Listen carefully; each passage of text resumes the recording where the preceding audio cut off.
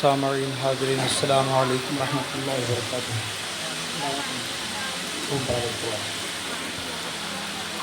الحمدللہ وکفیٰ، سلام علی عبادہ الذین اصطفیٰ، اما بعد فاعوذ باللہ من الشیطان الرجیم، بفضلک بسم اللہ الرحمن الرحیم، ولا تقولوا لمن يقتل في سبيل الله اموات بل احیاء ولكن لا تشعرون۔ صدق اللہ العظیم وصدق رسولہ النبی الامین الامی المکین المتین المبین الرؤوف الرحیم الکریم۔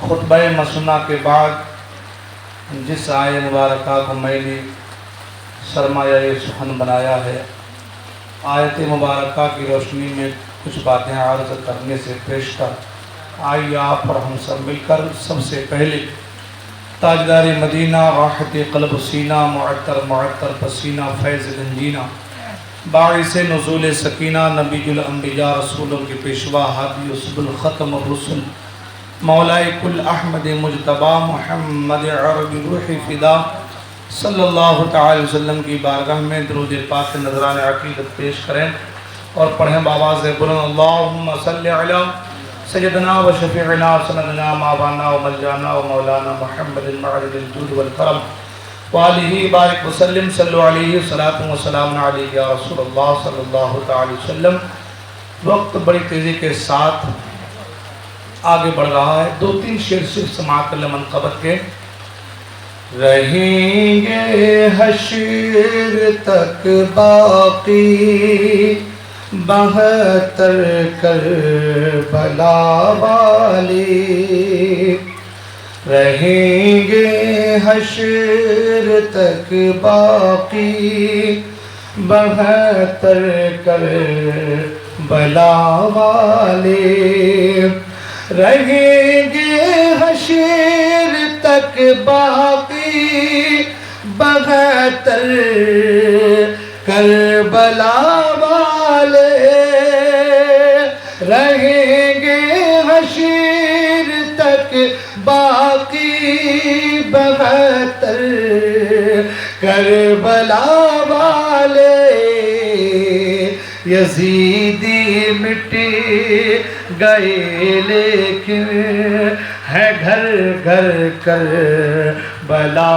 والے، یزیدی مٹی گئے لیکن ہے گھر گھر کربلا والے، رہیں گے حشر تک باقی 72 کربلا والے۔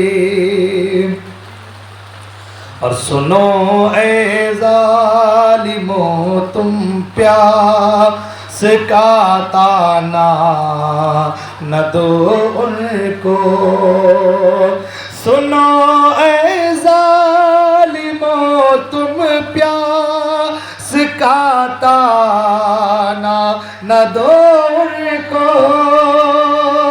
سنو اے ظالموں تم پیاس کا تانا نہ دو ان کو، ہے رکھتے اپنے ٹھوکر میں سمندر کربلا والے، ہے رکھتے اپنے ٹھوکر میں سمندر کربلا والے، یزیدی مٹی گئے لیکن ہے گھر گھر کربلا والے، اور یزیدی ہے کہ مرتے جا رہے ہیں پانی پی پی کر، یزیدی ہے کہ مرتے جا رہے ہیں پانی پی پی کر، ہے پیاسے پھر بھی زندہ ہے 72 کربلا والی ہے پیاسے پھر بھی زندہ ہیں 72 کربلا والی رہیں گے حشر تک باقی 72 کربلا والی یزیدی مٹی گئے لیکن ہے گھر گھر کربلا والی درود پاک پڑھیں اللہم صلی علی سیدنا و شفیعنا سندنا ماوانا و ملجانا و مولانا محمد معدن الجود والکرم والہ الکرام وابنہ الکریم بارک وسلم صلو علی صلاة و سلام علیک یا رسول اللہ صلی اللہ تعالی علیہ وسلم۔ حضرات محترم، بارش ہونے کی وجہ سے پروگرام تاخیر سے شروع ہوا ہے، کوئی بات نہیں ہے، انشاءاللہ الرحمن آج کے اس مقدس شب میں کچھ باتیں سرکار کے اہل بیت اطہار کے حوالے سے اور جانثاران کربلا کے حوالے سے میں آپ کے گوش گزار کرنے کی سعادت حاصل کروں۔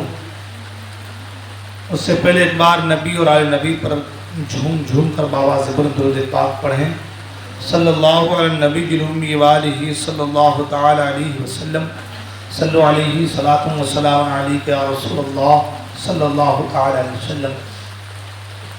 محرم الحرام شریف کی مجلس کی یہ 7ویں شب ہے۔ کل کا جو اپنا بیان ہوا تھا، جو گفتگو ہوئی تھی، وہ امام حسین رضی اللہ تعالیٰ عنہ کا مدینہ منورہ سے ہجرت کرنا، مکہ مکرمہ آنا، اور پھر مکہ مکرمہ میں کوفہ سے خطوط کا آنا، اور امام حسین رضی اللہ تعالیٰ عنہ کا اپنے معتمد خاص اور اپنے بھائی حضرت امام مسلم رضی اللہ تعالیٰ عنہ کو کوفہ کی جانب روانہ کرنا۔ کل کی گفتگو یہاں تک ہوئی تھی، انشاءاللہ الرحمن آج کی گفتگو یہیں سے شروع کریں گے، بلا کسی تشبیہ، بلا کسی تمثیل اور بلا کسی تمہید کے۔ جب کوفیوں کے خطوط آنے لگے اور کئی خطوط اس انداز میں لکھے انہوں نے، یا امام اگر آپ نہ آئے تو پھر ہمارا حال یہ ہوگا کہ ہم کو مجبوراً یزید کی بیعت کرنی ہوگی، اور کل قیامت کے دن ہمارے پاس یہ عذر ہوگا کہ مولا کائنات ساری کائنات کے پالنہار، تیرے محبوب کے پیارے نواسے کو ہم نے خط لکھا تھا، ہم نے یہ کہا تھا کہ اگر آپ آ جائیں تو ہم آپ کے ہاتھ پر بیعت کریں گے، اگر نواسے رسول آ جاتے تو ہم فسق سے بچ جاتے، گمراہی سے بچ جاتے۔ اس طرح کے الفاظ اور جملے جب خط میں لکھے گئے تو امام عالی مقام امام حسین رضی اللہ عنہ کے پاس اب کوئی عذر نہ رہا جسے وہ پیش کرتے۔ ناچار امام حسین رضی اللہ عنہ کو مکہ مکرمہ سے ہجرت کر کے کوفہ جانا پڑا، تو آپ نے سب سے پہلے اپنے معتمد خاص اپنے بھائی حضرت امام مسلم بن عقیل رضی اللہ عنہ کو اپنا نائب بنا کر کے کوفہ روانہ فرمایا۔ فرمایا کہ اے مسلم،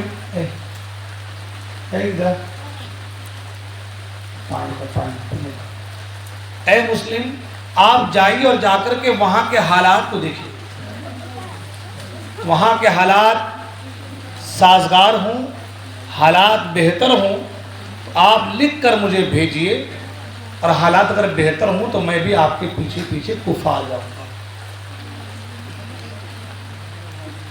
تاریخ تو یہی بتاتی ہے، کتب سیر نے تو یہی لکھا ہے کہ امام مسلم رضی اللہ تعالیٰ عنہ سب سے پہلے مکہ سے مدینہ منورہ پہنچے، اور مدینہ منورہ پہنچنے کے بعد آپ نے روضہ رسول پر حاضری دی، اور پھر اپنے رشتہ داروں سے ملاقات کی، اور پھر وہاں سے مدینہ منورہ سے آپ کوفہ کے لیے روانہ ہوئے۔ دھیان دو،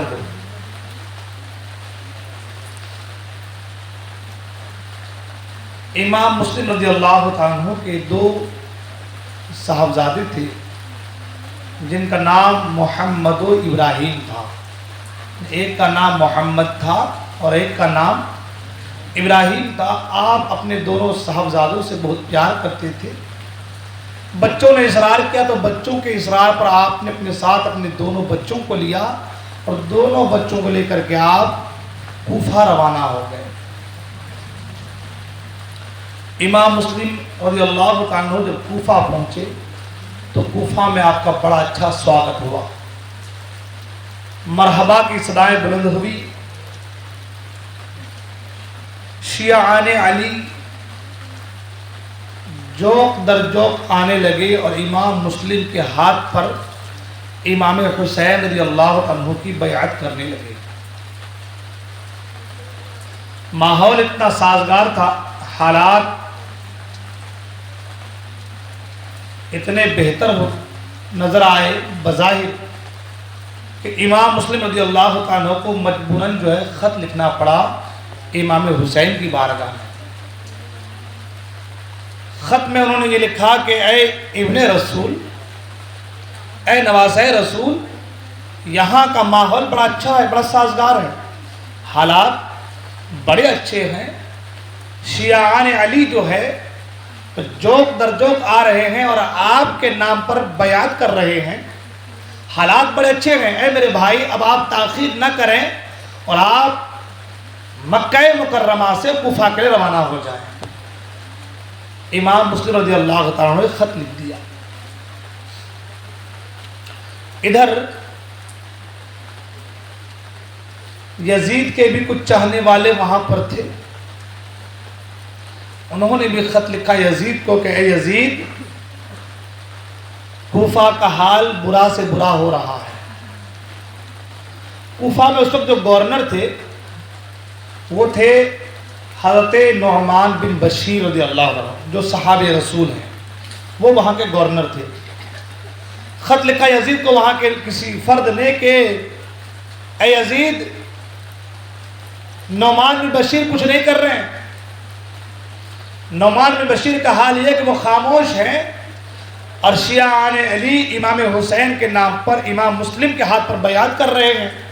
اگر یہی حال رہا تو کوفہ کا ماحول خراب ہو جائے گا، تمہارے لیے حالات ابتر ہو جائیں گے، اور پھر تمہارے جو خواب ہیں، جو سپنے ہیں حکومت کا، وہ چکنا چور ہو جائے گا۔ لہذا وقت رہتے ہوئے تم ایسے شخص کو کوفہ روانہ کرو کہ جو یہاں کے حالات کو سنبھال لے۔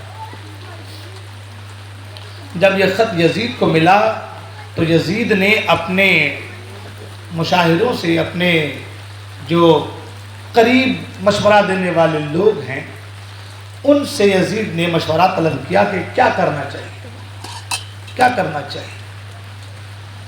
تو اس میں ایک شخص تھا جس کا نام غالباً فرزون لکھا گیا ہے، بعض نے کہا کہ وہ یہودی تھا، بعض نے کہا کہ وہ عیسائی تھا، مگر وہ مسلمان نہ تھا۔ درود پاک پڑھیں۔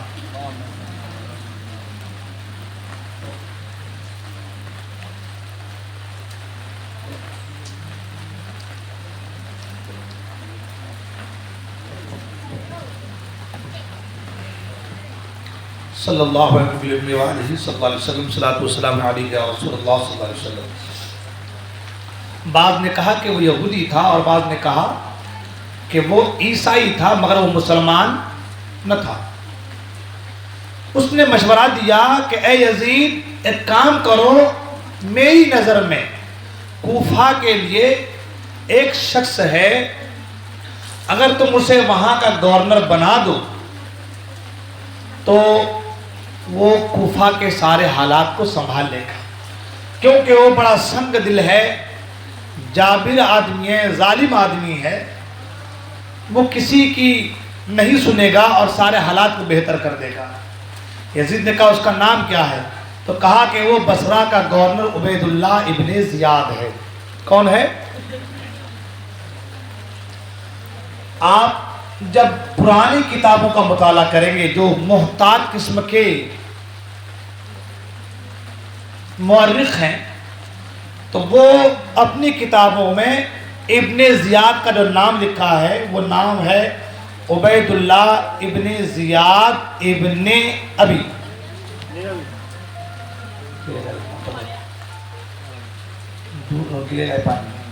عبید اللہ ابن زیاد ابن ابی، یعنی اس کا معنی یہ ہوا زیاد کا بیٹا عبید اللہ، یعنی عبید اللہ کا باپ زیاد، اور زیاد جو ہے اس کے باپ کا بیٹا، یعنی زیاد کا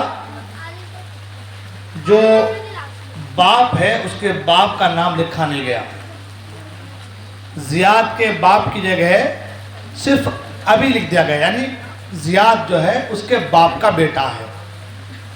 علماء فرماتے ہیں کہ زیاد جو تھا اس کے باپ کا نام معلوم نہیں ہو سکا، وہ زیاد وہ زنا سے پیدا ہونے والا بچہ تھا۔ آپ جانتے ہیں کہ جس کا باپ نہ ہو، ہے نا، اس کے معاملات کتنے خراب ہوتے ہیں۔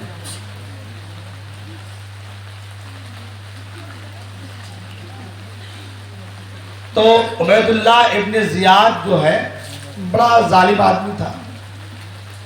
آپ نے علماء کرام سنا ہوا، ایک شعر پڑھا جاتا ہے، دیکھیے کس قدر پیارا ہے علی کا شجرہ، جو دشمنان علی ہے، ماں کا نام تو ملتا ہے ولدیت نہیں ملتی، ہے نا۔ جو اچھے لوگ ہوتے ہیں، شریف لوگ ہوتے ہیں، ان کا شجرہ مل جاتا ہے، باپ دادا پردادا، لیکن جو شریف نہ ہو، شریر قسم کے لوگ ہوں، ان کے شجرے میں کمی رہ جاتی ہے۔ تو عبید اللہ ابن زیاد جو ہے بڑا ظالم آدمی تھا۔ یزید نے فوراً کیا کیا کہ اس کو خط لکھا کہ اے عبید اللہ ابن زیاد، تم بصرہ کو چھوڑو اور ڈائریکٹ کوفہ پہنچو، تم بصرہ کے بھی گورنر رہو گے اور کوفہ کے بھی گورنر رہو گے، تم فوراً کوفہ جاؤ، اور جانے کے بعد حضرت نعمان بن بشیر کو معزول کر دو، ان کی جگہ تم حکومت سنبھال لو، اور اس کے بعد دیکھو کہ امام مسلم کیا کر رہا ہے، اگر امام مسلم میری بیعت کرنے پر راضی ہو جائے تو ٹھیک، ورنہ انہیں قتل کر ڈالو۔ اور اے عبید اللہ ابن زیاد، اس کے بعد اگر امام حسین بھی آئے، ان سے بھی میری بیعت لو، اگر وہ انکار کرے تو انہیں بھی قتل کرو۔ ایک کام جلدی کرو، تو جلدی کرو اس کو۔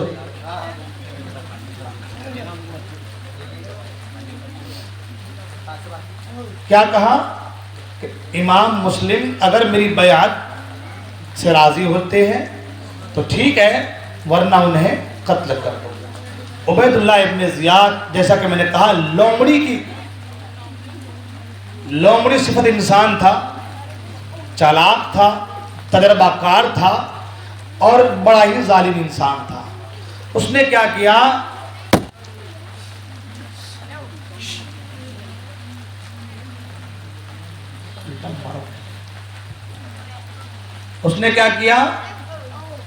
حجازی لباس پہنا، اور حجاز کے راستے سے، جو راستہ حجاز سے آتا ہے کوفہ کو، اس راستے سے حجازی لباس پہن کر کے اور اوپر چادر ڈال کر کے اس راستے سے مغرب اور عشاء کے درمیان نکلا۔ اب ابھی کا زمانہ تو ہے نہیں کہ ہر طرف لائٹیں لگی ہوئی ہے، اجالا ہی اجالا ہے۔ وہ زمانہ تو قندیلوں کا زمانہ تھا، چراغ روشن کا زمانہ تھا، مشالہ لے کر کے لوگ نکلتے تھے. وہ زمانہ ایسا زمانہ تھا. یہ بڑا چالاک انسان تھا.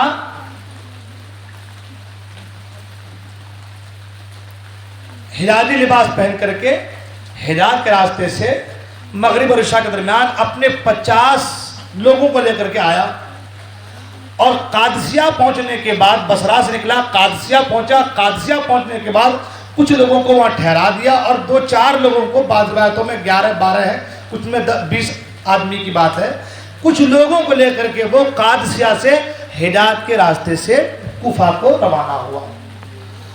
اب کوفہ کے لوگوں کو حضرت امام حسین کا انتظار تھا کہ امام حسین آنے والے ہیں. تو وہ لوگ کیا کرتے تھے کہ شہر سے باہر آ کر کے انتظار کرتے تھے کہ امام حسین آئیں گے تو ان کا استقبال کیا جائے گا, لے کر کوفہ جائیں گے. اب لوگ کھڑے تھے. حجاز سے جو آنے کا راستہ تھا, مکہ مکرمہ سے جو آنے کا راستہ تھا حجاز کا, اور حجازی لوگ جو لباس پہنتے تھے وہی لباس پہن کر کے وہ آ رہا ہے, اسی راستے سے آ رہا ہے, وہی لباس پہن کر کے آ رہا ہے. لوگوں نے سوچا کہ شاید یہ امام حسین ہوں گے, کیونکہ راستہ وہی ہے, لباس وہی ہے. راستہ وہی ہے, لباس وہی ہے. تو لوگوں کو لگا کہ یہ امام حسین آ رہے ہیں, تو لوگوں نے نعرہ لگانا شروع کر دیا. لوگوں نے نعرہ لگانا شروع کر دیا اور کہا یا ابن رسول اللہ مرحبا مرحبا, ہے نا. اب ابن زیاد کا حال یہ ہے کہ وہ کچھ کسی سے بات نہیں کر رہا, خاموشی کے ساتھ چادر اوڑھے خاموشی کے ساتھ آگے بڑھے جا رہا ہے.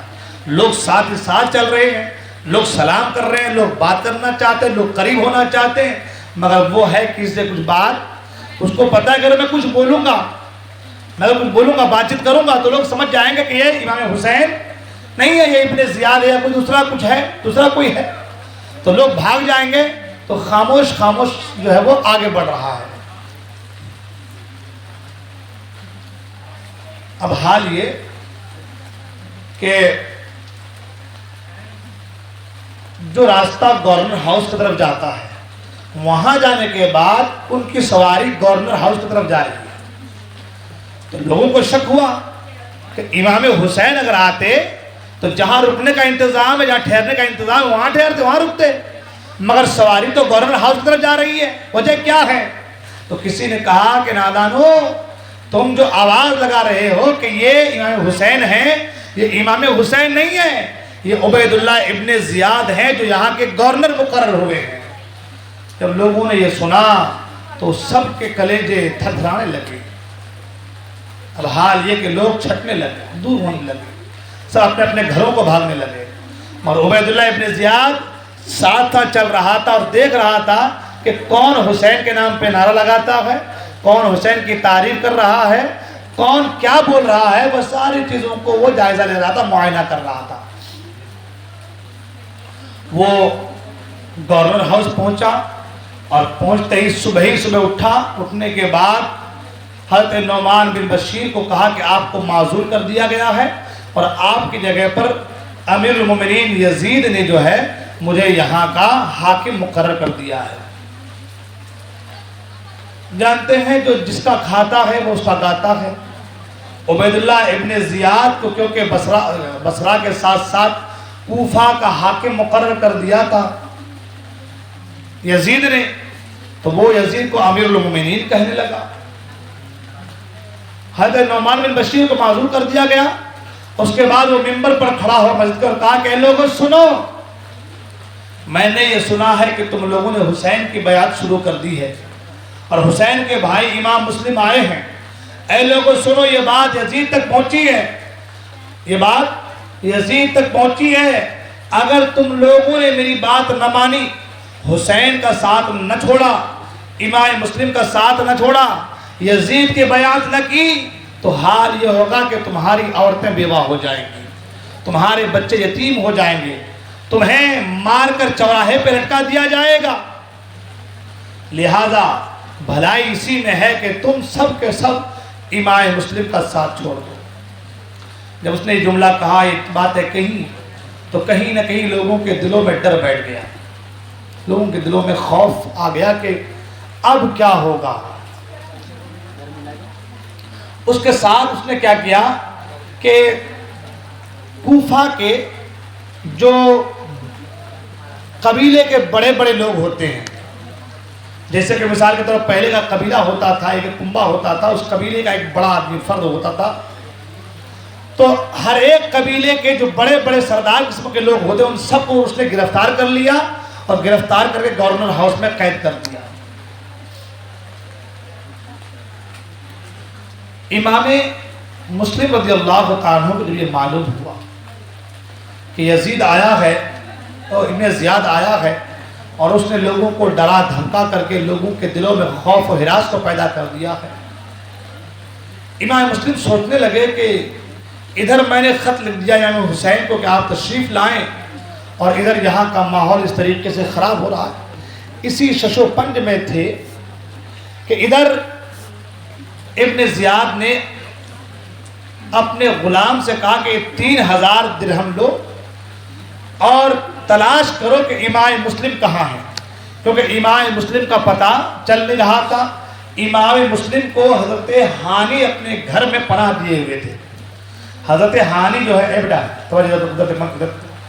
حضرت ہانی جو ہے یہ محب اہل بیت میں سے تھے، اور حضرت ہانی کا ابن زیاد سے پہلے سے پرانے تعلقات بھی تھے۔ ابن زیاد دیکھ رہا تھا کہ کون مجھ سے ملنے آ رہا ہے اور کون مجھ سے ملنے نہیں آ رہا ہے۔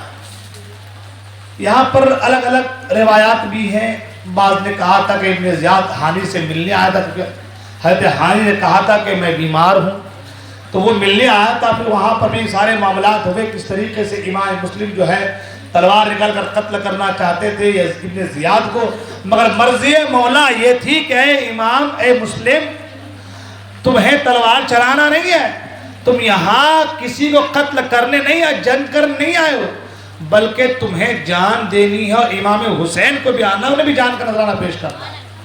مرضی مولا تو یہی تھی، ورنہ آپ دیکھیں جب آپ کتب سیر کو پڑھیں گے تو آپ کو معلوم چلے گا کہ 40,000 لوگوں نے گورنر ہاؤس کا محاصرہ کر لیا تھا۔ جب حضرت ہانی کو ابن زیاد نے بلا لیا اپنے پاس کہ سب ملنے آئے، آپ ملنے نہیں آئے تو آپ میرے پاس آ جائیے، ہے نا، ملنے آئیے۔ بلانے کی وجہ کیا ہے؟ بلانے کی وجہ یہ ہے کہ ابن زیاد نے اپنے غلام کو کہا کہ یہ 3000 درہم لو اور تلاش کرو، دیکھو تو صحیح کہ امام مسلم کس کے یہاں ہے، کس نے امام مسلم کو پناہ دیا ہے۔ تو اس غلام نے کیا کیا، سب سے پہلے 3000 روپے لے کر کے مسجد میں، وہاں کوفہ کی جامع مسجد میں داخل ہوا، اور داخل ہونے کے بعد ایک صحابی تھے جن کا نام ہے مسلم بن اوسجہ اسدی ہے، وہ مسجد میں بیٹھ کر کے نماز کے بعد ذکر و اذکار کر رہے تھے۔ یہ غلام مسجد میں بیٹھ کر کے ان کے چہرے کی طرف دیکھتا رہا۔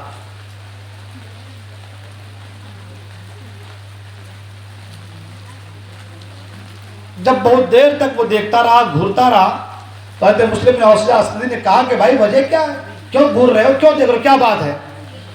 اس نے کہا کہ حضور بات دراصل یہ ہے کہ میں ملک شام کا رہنے والا ہوں اور محب اہل بیت ہوں، اہل بیت اطہار سے محبت کرنے والا ہوں، یہ 3000 درہم لے کر کے آیا ہوں تاکہ امام مسلم کی بارگاہ میں پیش کروں اور ان کا ساتھ دے سکوں۔ حضرت مسلم بن اوسجہ اسدی نے کہا کہ اور بھی تو لوگ یہاں پر ہیں، لیکن تم مجھ سے ہی باتیں کیوں پوچھ رہے ہو، مجھ سے ہی بات کرنے کی وجہ کیا ہے؟ تو اس شخص نے کہا کہ آپ کے چہرے سے نور چھن چھن کر آ رہی ہے، جس کی وجہ سے مجھے لگا کہ آپ ہی محب اہل بیت ہوں گے۔ اس کی چوڑی چکنی چپڑی باتوں میں حضرت مسلم بن اوسجہ اسدی آ گئے، اور آپ نے کہا ایسی بات ہے تم محب اہل بیت ہو تو سنو، میں تمہارا بھائی ہوں، میں بھی محب اہل بیت ہوں، میں جانتا ہوں کہ امام مسلم کس کے گھر ہیں، چلو میں تمہیں لے کر کے چلتا ہوں۔ دھوکہ دینے والے نہ جانے کیا کیا روپ اختیار کرتے ہیں، دھوکہ دینے والے۔ اور دھوکہ جو ہے نا، سب سے بڑا دھوکہ جو ہے وہ قوم کا جو بڑا ہوتا ہے وہ دیتا ہے، اور قوم کے جو بڑے ہوتے ہیں نا، اس کا جو دھوکہ ہوتا ہے اس پر لوگ بہت جلدی جو ہے جلدی وشواس بھروسہ کر لیتے ہیں۔ اب بات ادھر چل جائے گی پھر انشاءاللہ پھر کبھی. تو عرض کر رہا تھا کہ اس نے کہا کہ میں آپ کا بھائی ہوں، تم میرے بھائی ہو، تم اہل بیت سے محبت رکھتے ہو، میں بھی اہل بیت سے محبت رکھتا ہوں، چلو میں تمہیں لے کر چلتا ہوں کہ حضرت امام مسلم کہاں ہے. اس غلام کو لے کر کے حضرت مسلم بن اوس اسدی جو ہے حضرت ہانی کے گھر پہنچے اور امام مسلم سے ملاقات کرا دیا. امام مسلم سے ملاقات ہو گئی، اس نے وہ 3000 درہم امام مسلم کی بارگاہ میں پیش کر دی، خبر خیرت لی، واپس آ گیا. پھر صبح کو روزانہ جاتا، ملاقات کرتا، سارے حالات دیکھتا، شام کو آتا اور ابن زیاد کو ساری حقیقت سے آگاہ کرتا، ساری باتیں ابن زیاد کو بتاتا. کئی دن ایسے گزر گئے، ابن زیاد نے آدمی بھیجا کہ جاؤ اور ہانی کو بلا کے لاؤ. اب حضرت ہانی کو بلایا گیا، حضرت ہانی گئے. جب حضرت ہانی وہاں پر پہنچے تو سلام کیا، ابن زیاد نے سلام کا جواب نہیں دیا. ابن زیاد غصے میں تھا. حضرت ہانی نے کہا کیا بات ہے، مزاج بدلے سے لگ رہے ہیں. تو ابن زیاد نے کہا کہ اے ہانی تمہیں کیا ہو گیا ہے کہ تم یزید کے دشمنوں کو گھر میں پناہ دے رہے ہو، تم امام مسلم کو گھر میں پناہ دے رہے ہو، ان کے لیے ہتھیار فراہم کر رہے ہو، یزید سے لڑنے کے لیے، جنگ کرنے کے لیے تم سپاہی جمع کر رہے ہو. حضرت ہانی نے کہا تمہیں کس نے کہا، تمہیں کس نے کہا کہ میں ایسا کر رہا ہوں. انکار کیا آپ نے. میں جب انکار کیا تو ابن زیاد نے اسی غلام کو لا کر کے سامنے کھڑا کر دیا.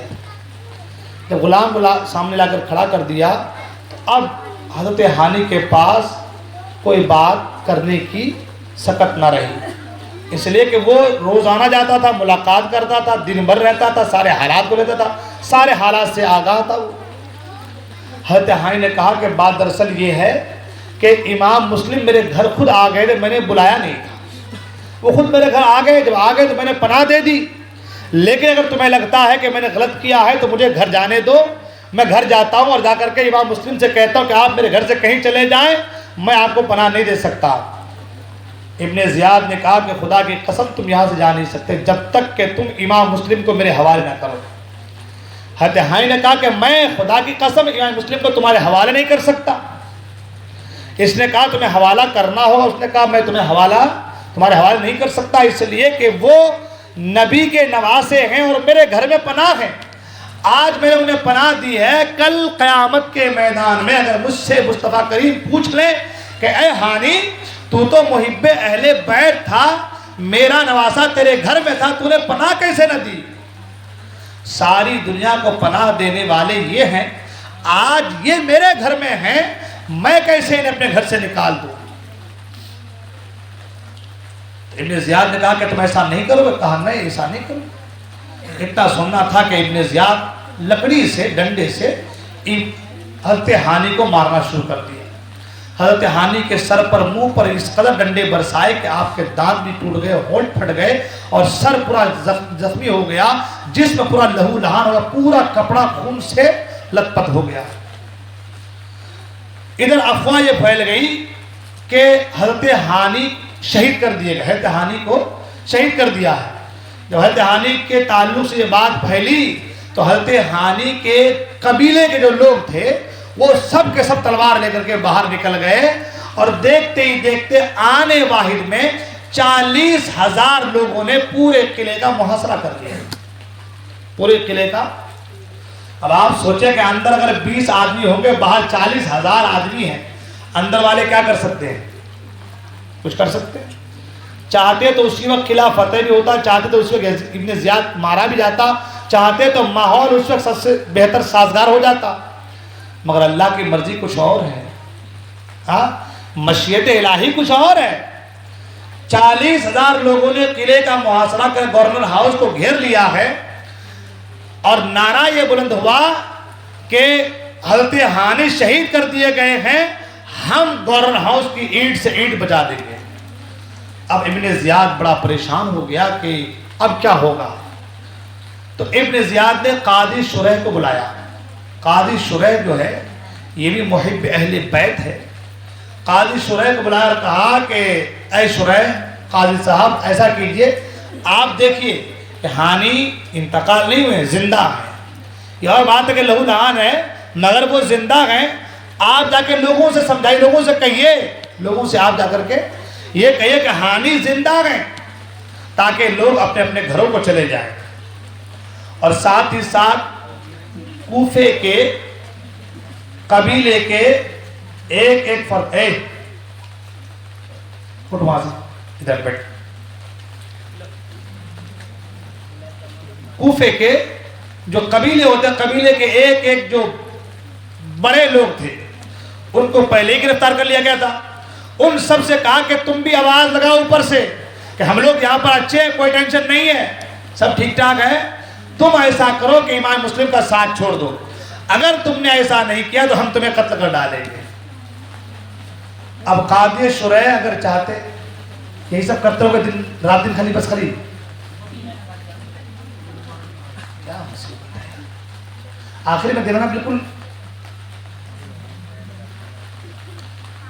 قاضی شریح نے سے کہا کہ آپ جا کے اس طریقے سے اعلان کیجئے، جا کے یہ کہیے کہ ہانی زندہ ہیں، ہانی زندہ ہیں، کوئی تکلیف نہیں ہے انہیں، تم امام مسلم کا ساتھ چھوڑ دو، اگر تم نے ایسا نہیں کیا تو یہ سب قتل کر دیے جائیں گے، اور یہ یزید کی مخالفت ہے۔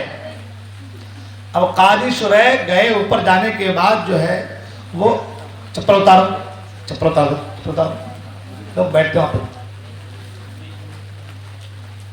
کہا کہ اس طریقے سے اعلان کیا جائے۔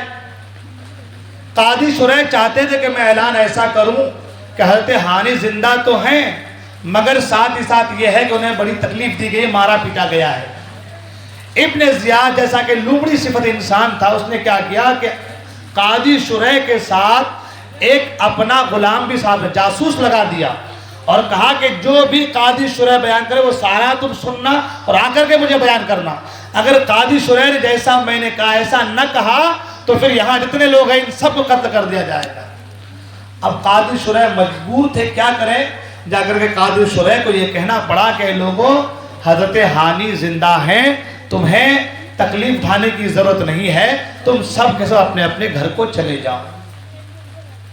قاضی شریح نے جب جا کر کے یہ کہا کہ حضرت ہانی زندہ ہیں تو لوگ جو غصے میں تھے سب کا غصہ ٹھنڈا ہو گیا اور سب اپنے اپنے گھر کو جانے لگے۔ ادھر اعلان جو بڑے بڑے لوگ جن کو اس نے پہلے جو بندی بنا لیا تھا وہ سب اپنے اپنے قبیلے والوں سے کہنے لگا کہ دیکھو ہم لوگ یہاں قید ہیں، خدا کے واسطے تم لوگ امام مسلم کا ساتھ چھوڑ دو۔ جیسا کہ کہا گیا کہ کوفی لا یوفی، وفا والے لوگ نہیں ہیں، کوفی جو ہے وفا والے لوگ نہیں ہے، دھوکہ دینے والے لوگ تھے، اور جب کبھی کسی کو دھوکہ دیا جاتا ہے تو ساری زندگی کی جو محنتیں ہیں اس پہ پانی پھر جاتا ہے۔ آپ کے یہاں ٹیپو سلطان شہید رحمت اللہ تعالی علیہ جن کا مزار کرناٹک میں میسور کی سرزمین سرنگا پٹن میں ہے، ان کے ساتھ بھی دھوکہ ہوا تھا۔ کسی نے کہا تھا ایک شعر کے بے وفائی میں دو شہر بڑے مشہور ہیں، بے وفائی میں دو شہر بڑے مشہور ہیں، عرب میں کوفہ اور ہند میں میسور ہیں، ہے نا۔ تو دھوکہ دیا گیا، اور وہاں بھی دھوکہ دیا کہ سب چھٹنے لگے، ایک ایک کر کے جانے لگے۔ امام مسلم نماز کے لیے مغرب کے کھڑے ہوئے تو 500 لوگ پیچھے کھڑے تھے۔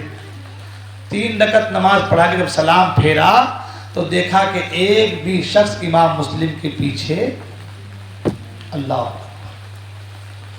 جن کو لوگ اپنے گھر پہ بلانا اپنی قسمت کی معراج سمجھتے تھے کہ نواز رسول کا قدم ہمارے گھر پہ پڑ جائے، نواز رسول ہمارے گھر پہ آ جائے، آج انہی لوگوں نے اپنے اپنے دروازے کو بند کر لیا۔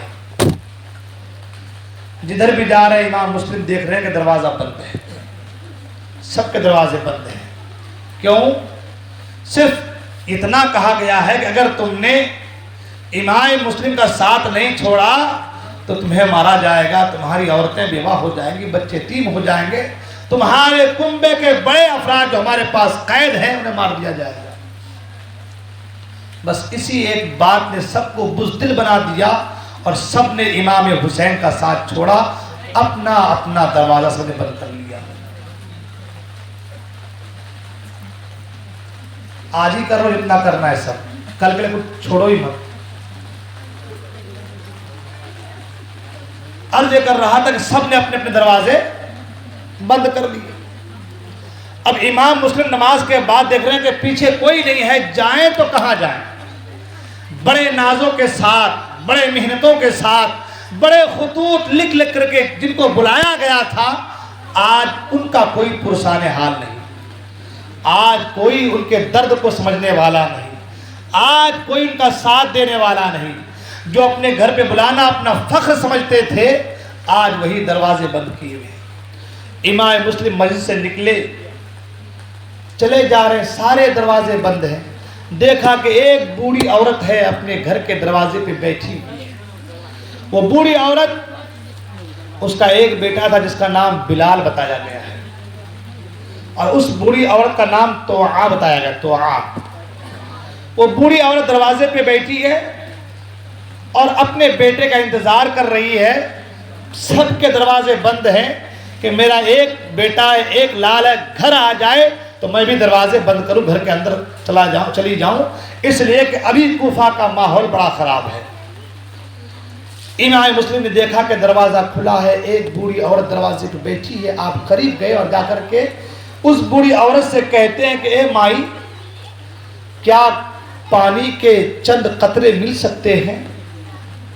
حضرت توعا گھر کے اندر گئی, پانی لا کر کے دی, آپ نے پانی پیا, آپ بیٹھ گئے. بوڑھی عورت کہتی ہے, اے نوجوان, کہاں سے آئے ہو؟ آپ جاؤ, اپنے گھر کو جاؤ, ابھی کوفہ کے حالات بہتر نہیں ہیں, کوفہ کا ماحول بہت خراب ہو گیا ہے, اپنے گھر کو جاؤ.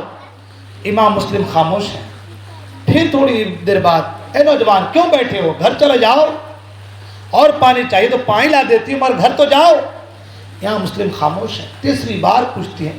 امام مسلم کہتے ہیں, مائی میں کہاں جاؤں؟ یہاں میرا کوئی نہیں ہے, یہاں میرا گھر نہیں ہے, میں بے یار و مددگار ہوں, کوئی میرا اپنا نہیں یہاں پہ. تو آپ کون ہیں؟ آپ کا نام کیا ہے؟ امام مسلم نے کہا کہ میرا نام مسلم بن عقیل ہے, میرے باپ کا نام عقیل ہے, میں مسلم بن عقیل ہوں, میں مدینہ منورہ سے آیا ہوں, میں رسول کا نواسا ہوں. اتنا سننا تھا کہ حضرت توعا کہتی ہے کہ حضور آپ ہیں, میں تو آپ کا چاہنے والی ہوں, آپ سے محبت کرنے والی ہوں. حضور آپ باہر کیوں بیٹھے ہیں؟ آپ میرے گھر کے اندر تشریف لائیے. حضرت توعا امام مسلم کو اپنے گھر کے اندر لے جاتی ہے, بستر لگاتی ہے, گھر پہ سلاتی ہے, کھانا پیش کرتی ہے, مگر امام مسلم کھانا نہیں کھاتے, آنکھوں سے آنسو روا ہے. حضرت توعا کہتی کہ حضور کیوں رو رہے ہیں؟ رونے کی وجہ کیا ہے؟ امام مسلم فرماتے ہیں, میں اپنے لیے نہیں رو رہا ہوں, میں نے اپنے بھائی کو جو خط لکھا ہوں اس خط کے لیے رو رہا ہوں کہ میں نے میرے بھائی کے لیے لکھا کہ بھائی یہاں کے حالات بڑے سازگار ہیں, بڑے اچھے, آپ جلدی سے آ جائیں. میرے بھائی میرے خط کو پڑھ کر مجھ پر بھروسہ کر کے فوراً نکل جائیں گے. مجھے اپنی جان کی پرواہ نہیں ہے, میرے بھائی کے ساتھ کیا ہوگا, میرے بھائی کے اولاد رہی ان کے ساتھ کیا ہوگا, مجھے اپنی نہیں میرے بھائی کی فکر ہے, حسین کی فکر میں رو رہا ہوں. حضرت امام مسلم رضی اللہ تعالیٰ عنہ حضرت توعا کے گھر میں ہیں. بیٹا بلال آتا ہے, بیٹا بلال آتا ہے. ماں نے کہا بیٹا آج ہماری قسمت کی معراج ہے, بیٹا آج ہماری قسمت کے کیا کہیں؟ بیٹا دیکھ تو صحیح کہ آج ہمارے گھر پر کون آئے ہیں جن کے عظمت اور شہرت کے ڈنکے آسمانوں پر ہیں. میرے لال جو مالک حوض کوثر کے نواسے ہیں وہ آج ہمارے گھر پہ آئے ہوئے ہیں. اے میرے بیٹے بلال, آج ہماری قسمت کی معراج ہے, لہذا اے میرے بیٹے خوب دل و جان کے ساتھ خدمت کر نواسے رسول کی. اس خدمت کا صلہ یہاں جو ملنا ہے تو ملنا ہے, مگر قیامت کے میدان میں ضرور ملے گا.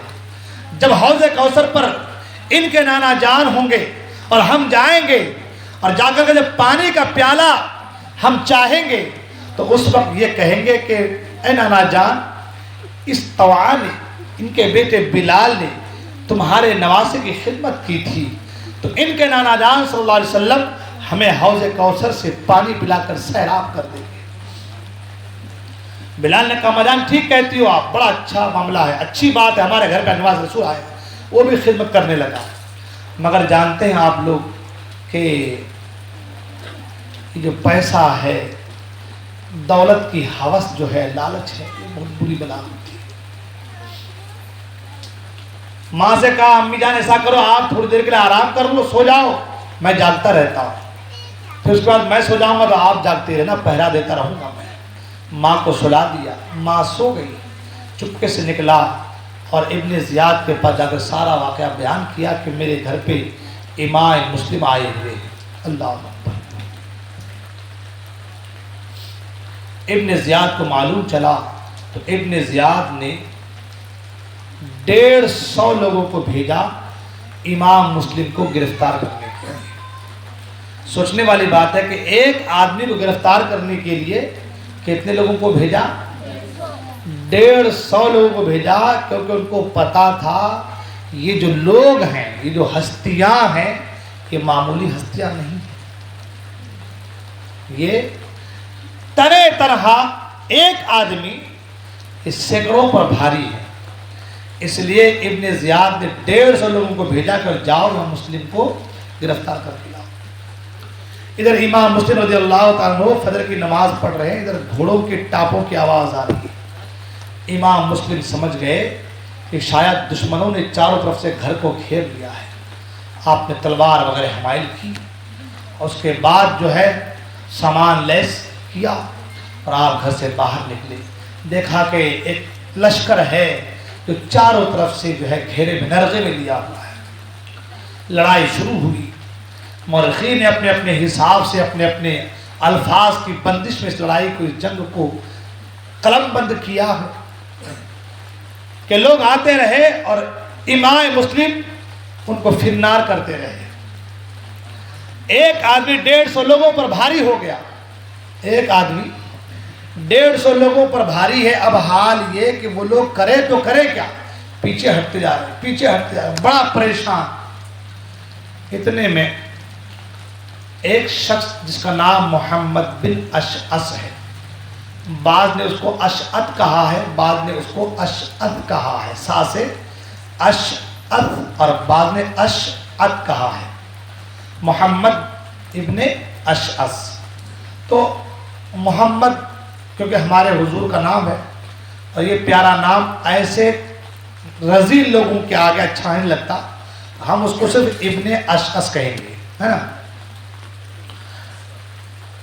اس نے کہا کہ امام ایک کام کریں، یہ لڑائی چھوڑ دیں، آپ یہ لڑائی وغیرہ آپ چھوڑ دیں، اور آپ جو ہے آپ کو امان دیا جا رہا ہے، آپ کو نہ قتل کیا جائے گا، نہ آپ کی بے عزتی کی جائے گی، نہ آپ کو تکلیف دی جائے گی، بس آپ اتنا کریں کہ آپ ابن زیاد کے پاس چلے جائیں، آپ ابن زیاد سے باتیں کر لیں، سارا معاملہ ختم ہو جائے گا۔ امام مسلم بھی لڑتے لڑتے لڑتے لڑتے تھک گئے تھے، پانی کا پیالہ دیا گیا تھا، ہونٹ کٹ چکے تھے، پانی پینا چاہتے تھے کہ پورا پیالہ خون سے بھر جا رہا تھا۔ آپ نے سوچا کہ اب یہ پانی ہمارے نصیب میں نہیں ہے، اب نانا جان کے ہاتھوں سے جو ہے جام کوثر پی کر سیراب ہو جائے۔ آپ تھک چکے تھے، حضرت طواع کے گھر سے ٹیک لگا کر بیٹھ گئے۔ جب ابن اشعث نے کہا کہ ایسا کریں کہ آپ ابن زیاد کے پاس چلیں، ان سے بات کر لیں، تو آپ نے کہا ٹھیک ہے، تمہاری باتوں پر بھروسہ تو نہیں ہے، مگر تم نے یہ جملہ کہا ہے تو چلو میں چلتا ہوں۔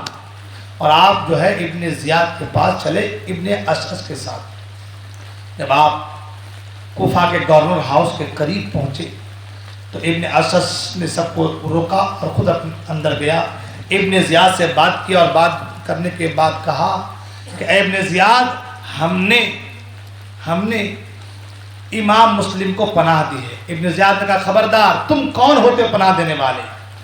مسلم کا حال برا ہونے والا اگر اس نے یزید کی بیعت نہیں کی، اگر اس نے یزید کی بیعت نہیں کی تو امام مسلم کا حال برا ہونے والا ہے۔ امام مسلم کو گورنر ہاؤس کے اندر لایا گیا۔ جب اندر لایا تو آپ پانی پینا چاہتے تھے، کسی نے کہا تھا، غالباً نہ اس کا مسلم باہلی تھا، اس نے کہا تھا کہ اے امام مسلم، تمہیں پانی کا ایک قطرہ نہیں دیا جائے گا۔ امام مسلم رضی اللہ عنہ نے فرمایا کہ ہاں میں جانتا ہوں تم وہی ہو جن کے ماں باپ کا یہ رویہ رہا ہے، اور تم جو ہے جہنمی پانی سے تم سیراب ہوگے، ہمیں دنیا کا پانی ملے نہ ملے، ہم آب کوثر، حوض کوثر کے پانی ضرور سیراب ہو جائیں گے۔ القصہ مختصر یہ کہ ابن زیاد کے پاس جب امام مسلم پہنچے تو ابن زیاد اور امام مسلم کے اندر بحث ہو گئی، باتیں شروع ہوئی، ایک مکالمہ ٹائپ باتیں ہوئی۔ ابن زیاد نے نہ جانے کیا کیا باتیں امام حسین کے تعلق سے، علی مرتضیٰ کے تعلق سے، اور امام مسلم کے والد محترم حضرت عقیل کے تعلق سے کیا کیا باتیں کی۔ امام مسلم نے ان سب کا دفاع کیا، اس کا جواب دیا اور کہا کہ جو باتیں تم بیان کر رہے ہو یہ ایک بھی باتیں ہمارے خاندان میں نہیں ہے، یہ باتیں تمہارے اندر ہیں، یہ باتیں تمہارے اندر ہے۔ تمہارا شجرہ دیکھو، تمہارا نسب دیکھو، اور ہمارا شجرہ دیکھو، ہمارا نسب دیکھو۔ القصہ مختصر یہ کہ جب امام مسلم نے ابن زیاد کو جواب دیا، پھٹکار لگائی، تو ابن زیاد آگ بگولا ہو گیا، اور ابن زیاد نے کہا کہ اب آپ مرنے کو تیار ہو جائیں۔ امام مسلم نے فرمایا کہ مجھے اپنی فکر نہیں ہے، مجھے اپنی فکر نہیں ہے، لیکن ہاں میرے مرنے سے پہلے میں چاہتا ہوں کہ میری کچھ وصیت ہے اس کو پوری کر دی جائے۔ تو ابن زیاد نے کہا بتائیے آپ کی وصیت کیا ہے؟ تو امام مسلم نے، وہاں پر ایک شخص تھا جس کا نام تھا ابن سعد، یہ صحابی کا بیٹا ہے، اس پر گفتگو کریں گے تو بڑی لمبی گفتگو اس پر ہو جائیں گی۔ آپ دیکھیں گے کہ وہ لوگ جو جنگوں میں حضور کے ساتھ رہ کر کے کفاروں سے لڑے ہیں، ان کے بیٹے میدان کربلا میں حسین اعظم سے لڑنے آئے ہیں۔ عجیب داستان ہے کربلا، اللہ اکبر۔ ماں باپ حضور کی صحبت میں رہ کر کے، حضور کی معیت میں رہ کر کے اسلام کی خاطر قربان ہو رہے ہیں، اور اولاد نواسے رسول سے لڑنے کے لیے آئے ہیں۔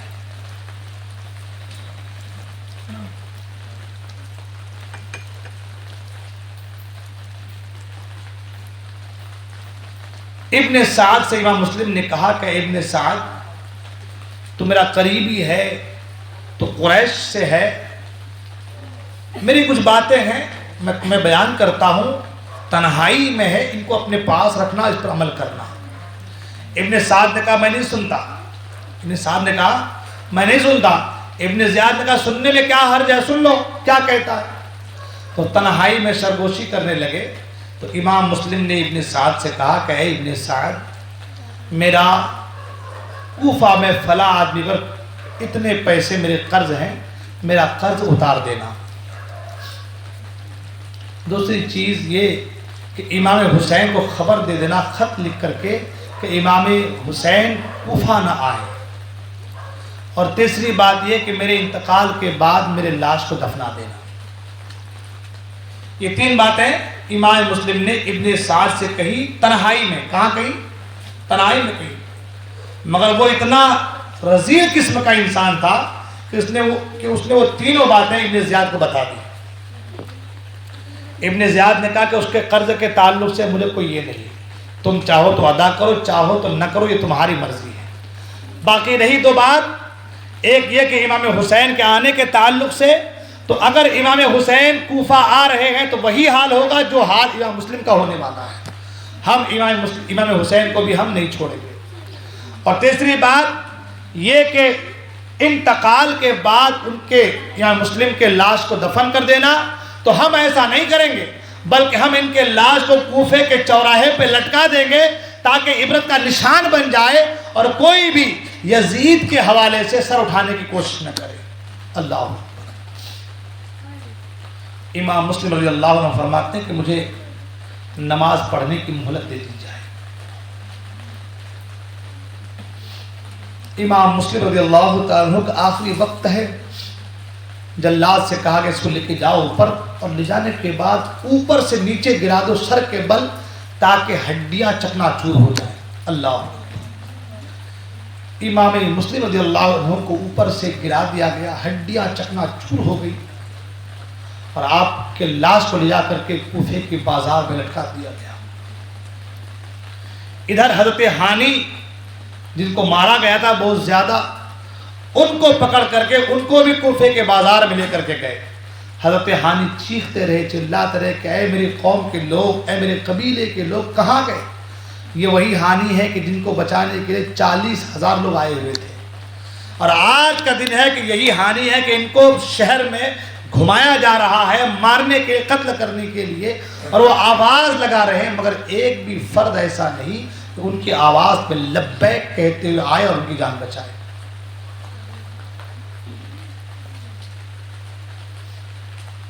امام مسلم رضی اللہ عنہ کے شہادت کے بعد حضرت ہانی کو شہید کر دیا گیا. امام مسلم کے لاشیں کو دفن نہ کیا گیا. امام مسلم کے لاش کو کوفے کے بازار میں لٹکا دیا گیا تاکہ لوگ اپنے دلوں میں خوف و ہراس سے اپنے دل کو بھر لیں اور کبھی بھی یزید کی بغاوت کے حوالے سے سوچ بھی نہ سکیں. امام مسلم رضی اللہ عنہ شہید ہوئے, حضرت ہانی کی شہادت ہوئی. اب ایسا ہو گیا کہ پورا کوفہ وہ ابن زیاد کے انڈر میں آ گیا. اب کسی کے اندر سکت نہ رہی کہ کوئی یزید کے خلاف, ابن زیاد کے خلاف کوئی آواز اٹھا سکے. ادھر لوگوں نے بتایا کہ اے ابن زیاد, امام مسلم جب آئے تھے تو اکیلے نہیں آئے تھے, ان کے ساتھ ان کے 2 بیٹے بھی آئے تھے. آپ کو سن کر حیرت ہوگی کہ امام مسلم رضی اللہ تعالیٰ عنہ کی شہادت کے بعد ان لوگوں نے امام مسلم کے بچوں کو بھی نہیں چھوڑا. جو چھوٹے چھوٹے بچے, آپ نے بارہا سنا ہے اس کو, جو 2 چھوٹے بچے ان کے ساتھ تھے, ان کے ساتھ بھی وہ سلوک کیا کہ آسمان تھرا گئی, زمین کانپ گئی. امام مسلم کی شہادت اور شہادت کے وقت جو مکالمہ ہوا, جو باتیں ہوئی, اگر ہم انہی باتوں کو سن لیں تو دل ہمارا کانپ جاتا, رونگٹے کھڑے ہو جاتے. آج حضور اکرم صلی اللہ علیہ وسلم کے وفات کے 1450 سال کے بعد آج ہم کربلا کے داستان کو سنتے ہیں تو آج آنکھوں سے آنسو نکل آتے ہیں, آج روح کانپنے لگتی ہے, آج لوگ کے رونگٹے کھڑے ہو جاتے ہیں. مگر آج سے 1400 سال پہلے جب یہ واقعہ رونما ہوا ہوگا اور جب امام مسلم کو اوپر لے جا کر گرایا گیا ہوگا, اس پر لوگوں کے حالات کیا ہوئے ہوں گے. امام مسلم رضی اللہ تعالیٰ عنہ کو جب اوپر لے جایا گیا کوٹھے پر, اوپر لے جا کر کے آپ کو چھت پر سے آپ کو گرایا گیا, تو آپ انتہائی سکون کے ساتھ, صبر کے ساتھ, تکبیر پڑھتے ہوئے, استغفار کرتے ہوئے, درود شریف پڑھتے ہوئے آپ جا رہے ہیں, اور ساتھ ہی ساتھ یہ بھی کہہ رہے ہیں, یہ جملہ جو میں آپ کو بتانا چاہتا ہوں. کیا جملہ کہہ رہے, کیا کہہ رہے ہیں؟ امام مسلم کہتے ہیں, خداوندہ ہمارا اور ان لوگوں کا انصاف تیرے ہاتھ میں ہے. اللہ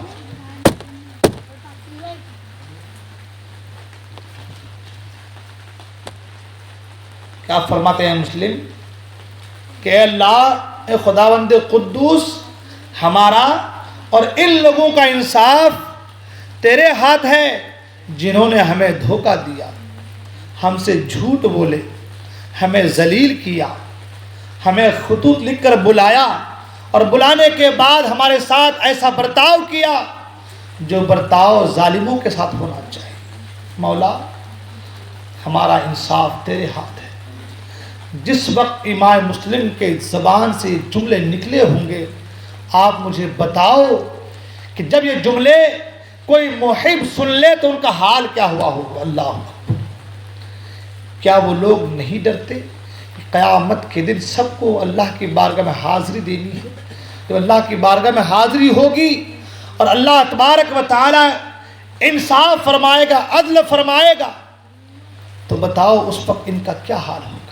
اللہ, ایک تو امام مسلم کو شہید کیا گیا, امام مسلم کے شہید ہونے کے بعد حضرت ہانی کو شہید کیا گیا. حضرت ہانی کی شہادت کے بعد اب حال یہ کہ دونوں بچوں کے تلاش میں ہے کہ یہ بچے مل جائیں تو انہیں بھی یا تو یزید کے پاس بھیج دیا جائے یا انہیں قتل کر دیا جائے۔ وہ دونوں بچے قاضی شریح کے گھر میں تھے، جو کوفہ کا قاضی تھا، قاضی شریح کے گھر میں دونوں بچے تھے۔ قاضی شریح جو تھا وہ محب اہل بیت تھا، اس نے کیا کیا، دونوں بچوں کو اچھا کھلا پلا کے ایک دم بالکل اچھے سے رکھا، بچوں کے سر پہ ہاتھ پھیر رہے ہیں، محبت فرما رہے ہیں۔ بچے کہتے قاضی صاحب وجہ کیا ہے، آج آپ ہمارے سر پر ہاتھ ایسے پھیر رہے ہیں جیسے کوئی کسی یتیم کے سر پہ ہاتھ پھیر رہا ہے۔ اللہ اکبر۔ قاضی شریح کہتے ہیں بچوں صبر کرو، تمہارے باپ کا انتقال ہو گیا ہے، تمہارے باپ کو شہید کر دیا گیا ہے۔ اتنا سننا تھا، دونوں بچے رونے لگے۔ کوفہ کی سرزمین ہے، کوئی اپنا نہیں، کوئی چاہنے والا نہیں، کوئی یار مددگار نہیں، باپ کا انتقال ہو چکا ہے، باپ کا سایہ سر سے اٹھ چکا ہے، امام مسلم کی شہادت ہو چکی ہے، اب بچوں کو دیکھے تو دیکھے کون، ان بچوں کو مدینہ بھیجے تو بھیجے کون۔ اللہ، بچوں کی آنکھوں سے آنسو روا ہے، باپ کی جدائی کا غم ہے۔ قاضی شریح کہتے بچوں رو مت، آج ذات العراقین سے، باب عراقین سے ایک قافلہ مدینہ منورہ کی طرف جانے والا ہے، لہٰذا آج میں تمہیں میرے بیٹے کے ساتھ اس قافلے کے سپرد کر دوں گا اور تم مدینہ منورہ پہنچ جاؤ گے۔ اپنے بیٹے سعد سے کہا کہ اے سعد ایک کام کرو، دونوں بچوں کو لو اور لے کر کے جو ذات العراقین ہے اس گیٹ پہ، دروازے پہ چلے جاؤ اور ان بچوں کو قافلے کے ساتھ ملا دینا، قافلے میں کوئی ایسا محب آدمی ان کے ساتھ پکڑا دینا تاکہ ان بچوں کو وہ آدمی مدینہ لے کر کے چلے جائے۔ ابن سعد کو بچوں کو لے جانے میں تھوڑا وقت ہو گیا، جس کی وجہ سے قافلہ نکل چکا تھا۔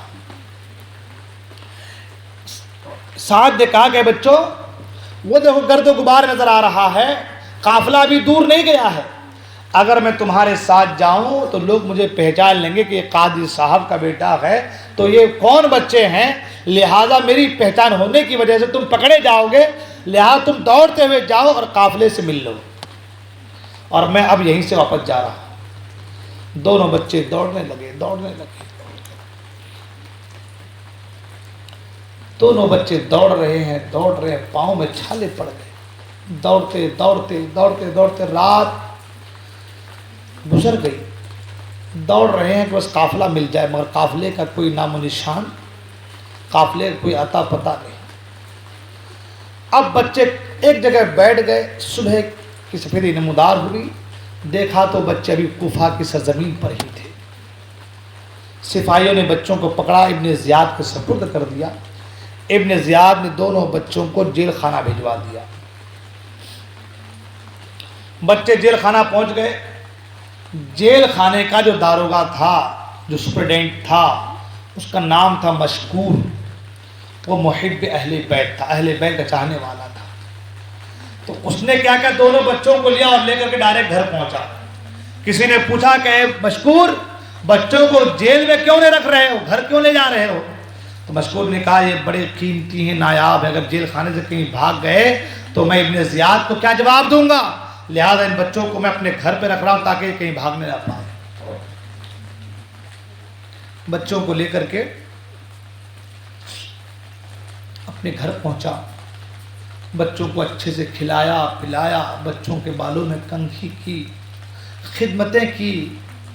اس کے بعد اپنی انگوٹھی نکال کر کے بچوں کو دیا اور کہا کہ یہاں سے یہ راستہ سیدھے چلے جانا، قادسیہ جائے گا، قادسیہ میں میرا بھائی ہے، اسے میری انگوٹھی دکھانا، وہ تمہیں مدینہ منورہ بھجوا دے گا۔ انگوٹھی دی، بچوں کو کھلا پلا کے قادسیہ کے راستے رات ہی رات نکال دیا۔ بچے نکلے، رات ہی رات چل رہے ہیں۔ اللہ کی مرضی کہ آگے کسی کی نہیں چلتی، راستہ سیدھا ہے، راستہ سیدھا ہے، بتا دیا گیا ہے کہ یہ قادسیہ کا راستہ ہے، انگوٹھی دے دی گئی ہے، وہاں کا جو جیلر ہے میرا بھائی ہے، ساری باتیں بتا دی گئی ہے، مگر اللہ کی مرضی یہ ہے کہ یہ بچے قادسیہ نہ پہنچے، مدینہ منورہ نہ پہنچے۔ جس طریقے سے باپ شہید ہوا ہے بچے بھی شہید ہو جائے۔ شہادت تو ان کے گھٹی میں ہے، ان کے خون میں ہے۔ بچے چل رہے ہیں، چلتے چلتے پاؤں میں چھالے پڑ گئے، خون نکل آئے پاؤں میں۔ جب چلتے چلتے تھک گئے، ایک جگہ بیٹھ گئے، صبح ہوئی تو کیا دیکھا کہ پھر سے کوفہ کی سرحدی میں ہے۔ کہاں ہے؟ کوفہ کی سرحد میں۔ دیکھا کہ ایک جھیل ہے، تالاب ہے، اس کے کنارے ایک پیڑ ہے، اس پیڑ کے جو ہے جڑ میں کھو ہے۔ دونوں بچے اسی کھو کے اندر جا کر کے بیٹھ گئے اور وہیں اپنے درد کا مداوا تلاش کرنے لگے۔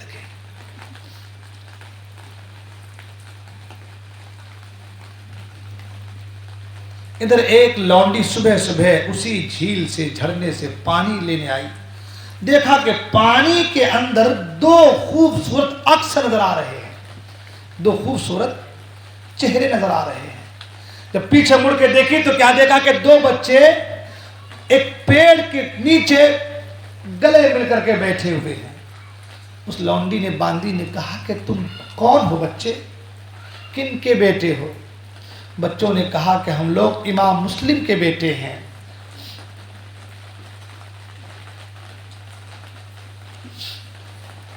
اس باندی نے کہا کہ جو میری مالکہ ہے وہ محب اہل بیت ہے، اہل بیت سے محبت رکھنے والی ہے، خوف نہ کرو، تم میرے ساتھ چلو۔ بچوں کو لیا اور لے کر کے گھر پہنچی۔ جب گھر پہنچی تو مالکہ سے کہا کہ مالکہ آج میں نے ایک نایاب چیز لایا ہے آپ کے لیے۔ اے مالکہ میں امام مسلم کے دونوں بچوں کو لے کر کے آئی ہوں۔ جب مالکہ نے یہ سنا تو کہا کہ اے فلاں تم ان بچوں کو لے کر کے آئی ہو، جاؤ آج تم آزاد ہو۔ ان بچوں کو لانے کی وجہ سے جاؤ، میں نے تمہیں آزاد کر دیا۔ مالکہ نے اپنی باندی کو، لونڈی کو آزاد کر دیا۔ دونوں بچوں کے پاؤں دھلائے، کھانا کھلایا، کپڑے پہنایا اور اچھے کپڑے وغیرہ پہنا کر کے ایک کوٹری میں گھر میں بسترا کر دیا۔ کہا کہ تم آرام کرو اور میں تمہیں مدینہ منورہ بھیجنے کی کوشش کروں گی۔ ادھر ابن زیاد نے مشکور کو بلایا، کہا اے مشکور تم نے بچوں کو کیوں چھوڑ دیا؟ مشکور نے کہا اس لیے چھوڑ دیا تاکہ وہ امام مسلم کے بچے جو نواس رسول ہیں وہ تمہارے ہاتھ نہ لگے اور انہیں تم قتل نہ کرو۔ موبائل ہے، موبائل۔ تو ابن زیاد نے کہا کیا تمہیں میرا خوف نہیں؟ کیا تمہیں میرا خوف نہیں کہ میں تمہیں سزا دوں گا؟ مشکور نے کہا کہ جس کے دل میں خدا کا خوف ہو وہ دنیا دار سے نہیں ڈرتا، وہ دنیا دار سے خوف نہیں کرتا۔ تم مجھے سزا دے سکتے ہو، تمہاری بات مان کر مجھے دنیا کی دولت تو مل جاتی، مگر نواس رسول کو تمہارے سپرد کر کے میری آخرت برباد ہو جاتی، اور میں نہیں چاہتا کہ میری آخرت برباد ہو جائے۔ میں نہیں چاہتا کہ میری آخرت برباد ہو جائے، اور میں نے نواس رسول کو چھوڑ کر کے اتنی بات تو میرے دل میں ہے کہ آج میں نے نواس رسول کی مدد کی ہے، کل قیامت کے میدان میں اللہ کے رسول میری شفاعت فرمائیں گے، اللہ کے رسول میری سفارش کریں، شفاعت فرمائیں گے۔ ابن زیاد نے کہا کہ میں تمہیں ابھی سخت سے سخت سزا دوں گا، اور اللہ سے کہا کہ ایک کام کرو، اسے پہلے 100 کوڑے مارو، پہلے اسے 100 کوڑے مارے جائیں۔ مگر وہ حضرت مشکور ہیں، کوڑا مارا جا رہا ہے تو اللہ کا شکر ادا کر رہے ہیں۔ کوڑا مارا جا رہا ہے تو کہہ رہے مولا مجھے صبر عطا فرما، کوڑا مارا جا رہا ہے تو کہہ رہے مولا تیرے محبوب کے نواسوں کی، اہل بیت کی محبت کی خاطر میں کوڑے کھا رہا ہوں، میرے مالک مجھے صبر عطا فرما، اس کا بدلہ عطا فرما۔ 100 کوڑے مارے گئے اور بالآخر یہ ہے کہ آپ کو شہید کر دیا گیا، آپ کی بھی شہادت ہو جاتی ہے۔ ادھر اعلان ہوا کہ جو امام مسلم کے بچوں کو لے کر کے آئے گا اسے انعام و اکرام سے نوازا جائے گا۔ تو ایک شخص جس کا نام حارث تھا، کیا نام تھا؟ حارث تھا، بڑا شقی القلب انسان تھا، وہ دن بھر بچوں کو تلاش کرنے میں لگا دیا، اتنا گھوڑا دوڑایا کہ اس کا گھوڑا دوڑتے دوڑتے مر گیا۔ تھکا ہارا شام کو گھر آیا اور آ کر بیوی سے کہا کہ مجھے کھانا دو، کھانا کھانا، مجھے سونا، تھک گیا ہوں۔ بیوی نے کہا کہاں تھے پورا دن، آج کہاں تھے، کیا کر رہے تھے؟ حارث نے کہا کہ میں امام مسلم کے بچوں کو تلاش کر رہا تھا، اس لیے کہ ابن زیاد نے کہا کہ جو بچوں کو تلاش کر کے لا کر کے دے گا اسے اتنی دولتیں دی جائیں گی، سوچو کہ اگر ہم نے تلاش کر لیا بچوں کو تو ہم مالا مال ہو جائیں گے۔ حارث کی بیوی نے کہا تمہارے سینے میں اللہ کا خوف نہیں ہے؟ تم ڈر نہیں رہے ہو؟ وہ کون لوگ ہیں؟ وہ ہیں کون؟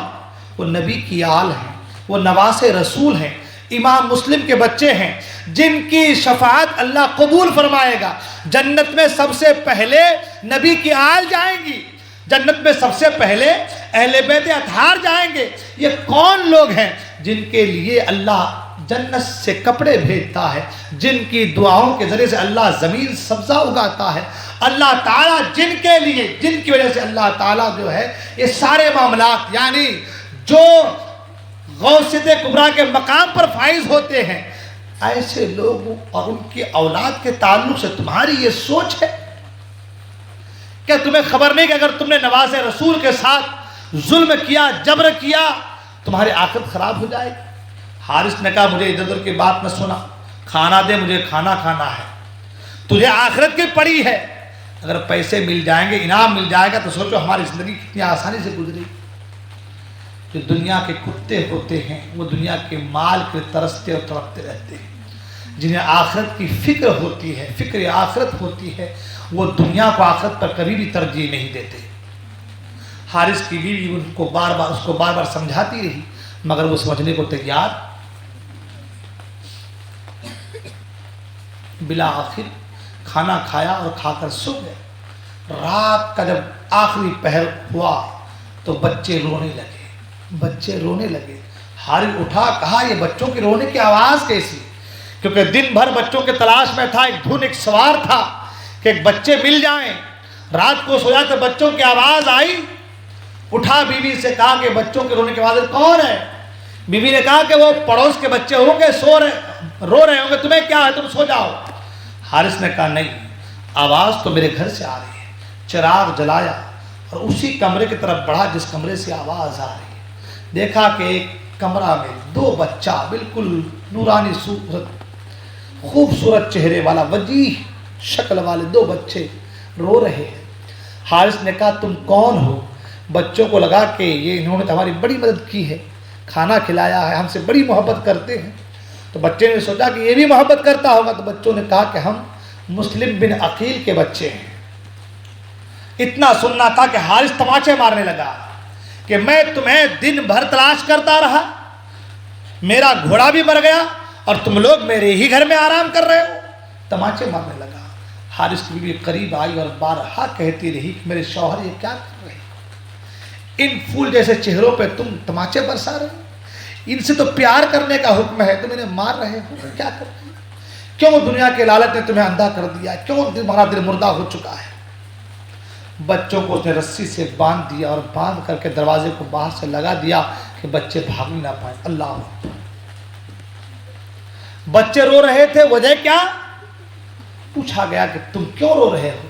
تو بچوں نے کہا کہ ابھی ہم نے خواب میں نانا جان صلی اللہ علیہ وسلم کو دیکھا کہ نانا جان جنت میں ٹہل رہے ہیں اور نانا جان کے ساتھ جد امجد علی مرتضیٰ بھی ہیں اور میرے والد محترم حضرت مسلم بھی ہیں، اور حضور حضرت مسلم سے، بابا جان سے کہہ رہے ہیں کہ مسلم تم اکیلے آئے، بچوں کو دشمنوں کے درگاہ میں چھوڑ کر کے آئے۔ اے مسلم تم جنت میں اکیلے آ گئے، بچوں کو چھوڑ کر کے آگے درگاہ میں دشمنوں کے۔ امام مسلم کہتے ہیں کہ نانا جان، امام مسلم کہتے ہیں کہ ان قریب ہی یا رسول اللہ صلی اللہ علیہ وسلم ان قریب ہی وہ بھی آنے والے ہیں، ان قریب میرے بچے بھی آنے والے ہیں۔ اللہ، جب بچوں نے یہ خواب دیکھا تو بڑا بھائی چھوٹے بھائی سے لپٹ کر رونے لگا، اور اسی رونے کو سن کر کے حارث بیدار ہو گیا۔ بچوں کے ہاتھ کو باندھ دیے رسی سے، باہر سے दरवाज़ा लगा दिया कि बच्चे भागने न पाएँ। सुबह होती है, बच्चों के मशकों को कसता है और बच्चों को मारते हुए नहर फ़िरात पे ले चल जाता है। बीवी बारहा इल्तिजा कर रही, मन्नतें कर रही, मेरे शौहर ये क्या कर रहे। उसका एक रज़ाई बेटा भी था, उससे भी कहा कि बच्चों को पकड़ो और मेरे साथ लेकर के चलो। उसने कहा खुदा की कसम मैं तुम्हारा साथ कभी नहीं दूंगा, तुम जो कर रहे हो वो गलत है, ये नवासे रसूल है, इनके साथ ये सलूक, ये बर्ताव ये सही नहीं है, मैं तुम्हारा साथ कभी नहीं दूंगा। उसने उस बच्चे को भी मारा, उसने अपनी बीवी को भी मारा। अलग अलग रिवायत में अलग अलग बातें कि बीवी का सर फट गया, बेहोश हो गई, न जाने क्या क्या चीज़ें। बीवी हारिस के पाँव को पकड़ी हुई लिपट गई कि मेरे शौहर ऐसा न करो। हारिस को लगा कि अगर यही मामला रहा तो ये मुझे बच्चों को लेकर के इब्न ज़ियाद के पास जाने नहीं देंगे। उसने एक सोचा चलो बच्चों को कत्ल कर देता हूँ और कत्ल करने के बाद जो है जाकर के इब्न ज़ियाद से कहता हूँ कि मेरे बच्चों को कत्ल कर दे, इनाम चाहिए मुझे। बच्चों को लेकर के नहर फ़ुरात पहुँचा। जब नहर फ़ुरात पहुँचा तो बच्चों को से जब नहर फ़ुरात पहुँचा तो अब बच्चों को कत्ल करना चाहता है, शहीद करना चाहता है। बड़ा कहते पहले मुझे शहीद, छोटा कहते मुझे शहीद करो, मैं अपने छोटे भाई का खून देख नहीं सकता। बड़ा कह रहे, छोटा कह रहे मैं अपने बड़े भाई का खून देख नहीं सकता। अल्लाह अकबर। हारिस ने तलवार उठाई, दोनों के सर को एक साथ कलम कर दिया, दोनों बच्चों को शहीद किया, धर को पानी में फेंक दिया, सर को फेंक दिया। उलमा फरमाते हैं कि सर जाकर के धर से अपने आप लग गया और पानी में डूब गया। आज भी उसी जगह पर नहर फ़ुरात के किनारे उन दोनों बच्चों के मोहम्मद और इब्राहीम के मज़ार मौजूद हैं। हारिस ने इधर बच्चों को शहीद किया और उधर जाकर के इब्न ज़ियाद से कहा कि मैंने बच्चों को शहीद कर दिया है। इब्न ज़ियाद आग बबूला हो गया, कहा कि मैंने तुम्हें शहीद करने तो नहीं कहा था, तुम्हें लाने के लिए कहा था। अगर यजीद मुझसे बच्चों को मांग ले तो मैं क्या जवाब दूंगा, मैं उनसे क्या कहूँगा। इब्न ज़ियाद ने एक शख्स से कहा एक काम करो, जाओ जिस तरीके से इसने उन बच्चों को कत्ल किया, शहीद किया है, इसी तरीके से इसे भी कत्ल कर दो। उसके हाथ काटे गए, पाँव काटे गए और बिला आखिर उसे कत्ल कर दिया गया। तो हदीस पाक में है कमा तुदीन तुदान, जैसा करोगे वैसा भरोगे। इमाम मुस्लिम के दोनों बच्चों की शहादत हो गई। उधर इमाम हुसैन रज़ियल्लाहु ताला अन्हु को ख़त पहुँचा। जब ख़त पहुँचा तो इमाम हुसैन रज़ियल्लाहु ताला अन्हु अपने मसाहिबों के साथ मक्का मुकर्रमा से निकल रहे हैं। कुतुब सीरत में उलमा फरमाते हैं कि 8 जिलहिज को आप मक्का मुकर्रमा से कूफा के लिए रवाना हुए। एक सवाल पैदा होता है कि 9 जिलहिज को अरफात के मैदान में हाजी लोग हज करते हैं, है ना, क्या करते हैं, हज मुकम्मल होता है 9 जिलहिज को अरफात के मैदान में। पूरी दुनिया हज करने के लिए खाने काबा को जा रही, मक्का को जा रही है, और नबी का नवासा मक्के को छोड़कर कूफा जा रहा है। सोचने वाली बात है। लोग सवाल करते हैं कि हज क्यों नहीं किया। आपने, इमाम हुसैन ने पैदल 25 हज किया। कितने हज किए? 25 हज इमाम हुसैन ने पैदल किए हैं। अब इमाम हुसैन का जो हज का फर्ज था वो तो अदा हो चुका है। अब जो हज होता वो नफली होता, मगर दीन को बचाना, दीन की आबयारी करना, दीन को के अंदर जो गलत रसूमात यजीद ने राइज किए थे उसका मुंह तोड़ जवाब देना, यानी दीन को बचाना, उस वक्त इमाम हुसैन पर फर्ज था। तो आपने नवाफिल को छोड़ा और फर्ज अदा करने के लिए आप मक्का मुकर्रमा से कूफा के लिए रवाना हुए अपने मसाहिबों के साथ। उसमें बच्चे भी हैं, बूढ़े भी हैं, जवान भी हैं, औरतें भी हैं। उन सब को लेकर के ये काफिला मक्का मुकर्रमा से निकला। रास्ते में फरजूक शायर से मुलाकात हुई। उसने कहा कि हुजूर कहाँ जा रहे हैं? कहा कूफा जा रहा हूँ। कहा کوفہ جا رہا ہوں۔ اس نے کہا حضور ان کے تلوار آپ کے ساتھ ہیں مگر دل ان کا یزید کے ساتھ ہے۔ ظاہر میں تلوار یہ کہ وہ آپ کے ساتھ رہیں گے مگر وہ آپ کے ساتھ نہیں، وہ یزید کا ساتھ دیں گے۔ کوفی لا یوفی ہیں حضور، آپ کوفہ نہ جائیں، آپ دنیا کے کسی کونے میں چلے جائیں مگر کوفہ نہ جائیں۔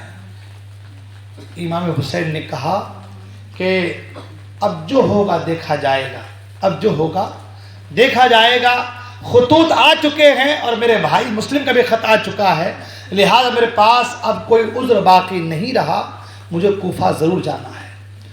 آپ آگے بڑھ رہے ہیں، راستے میں دیگر لوگوں سے ملاقات بھی ہوتی ہے اور ساتھ ہی ساتھ لوگوں کو جو ہے اپنے گروہ میں شامل بھی فرما رہے ہیں، اور پھر یہ قافلہ ایک کے بعد گرے جو ہے اسٹیپ بائی اسٹیپ بتدریج کے یہ قافلہ کوفہ کی سرزمین پر پہنچتا ہے۔ حضرات محترم، وقت جو ہے وہ کافی ہو چلا ہے، انشاءاللہ الرحمن آگے کی جو گفتگو ہے وہ آگے بیان کی جائیں گی۔ بولنے کسی قسم میں غلطی ہو میں توبہ کرتا ہوں، استغفر اللہ ربی من کل ذنب و اتوب الیہ، لا الہ الا اللہ محمد رسول اللہ صلی اللہ علیہ وسلم۔ السلام علیکم و رحمۃ اللہ وبرکاتہ۔